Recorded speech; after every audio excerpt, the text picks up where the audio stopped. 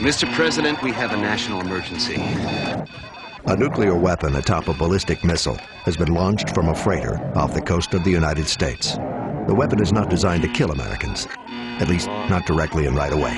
Instead, it is meant to unleash EMP, an electromagnetic pulse that destroys electronic devices and power grids.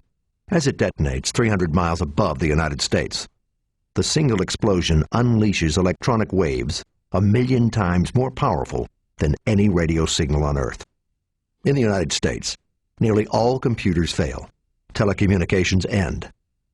Transportation comes to a halt. The stock market's crippled.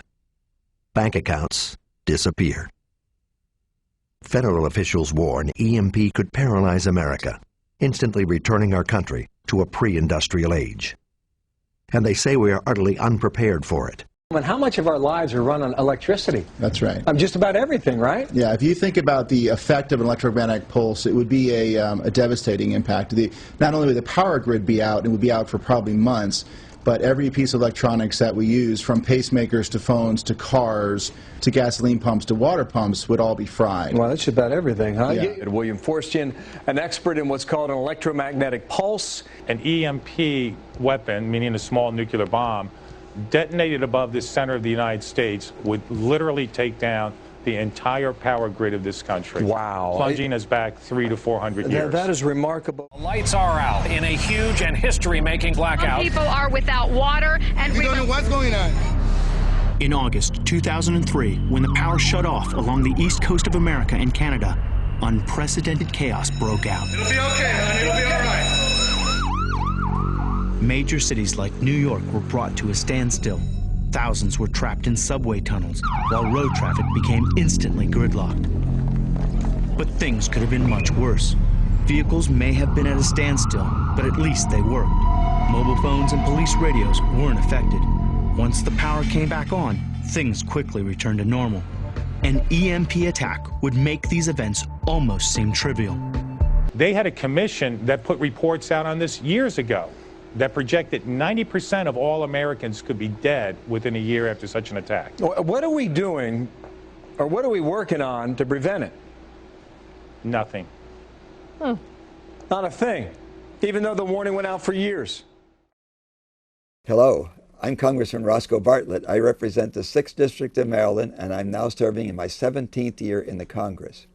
I want to alert you to an opportunity to learn about protecting America against permanent continental shutdown from electromagnetic pulse, a national conference. This conference will take place September 8th to the 10th, 2009 in Niagara Falls, New York. A widespread EMP laydown, either nuclear or from a geomagnetic storm, could inflict $1 to $2 trillion in damages to the grid and take 4 to 10 years for recovery. I encourage you to attend the conference so that you will better understand the impact of EMP, learn how it affects you, and review what is needed in order to protect our critical electronics-dependent infrastructure from the devastating effects of EMP. I've believed for a long time that EMP, or electromagnetic pulse, may be the greatest strategic threat we face, because without adequate preparation, its impact would be so horrifying that we would, in fact, basically lose our civilization in a matter of seconds. I've come to White Sands Missile Range to see for myself what an EMP attack might actually do. This device creates the same electromagnetic pulse that's given off by a nuclear blast. In an instant, the helicopter circuitry is completely fried. That's awesome. That's pretty cool. That's pretty cool. 1 second you're in the air, next second you're on the ground. Not a good way to go through the day, especially if you're in an airplane. Attention in the area will now fire the EMP pulsar charging. Here we go. 5, 4. Get a little momentum. 3, 2, 1.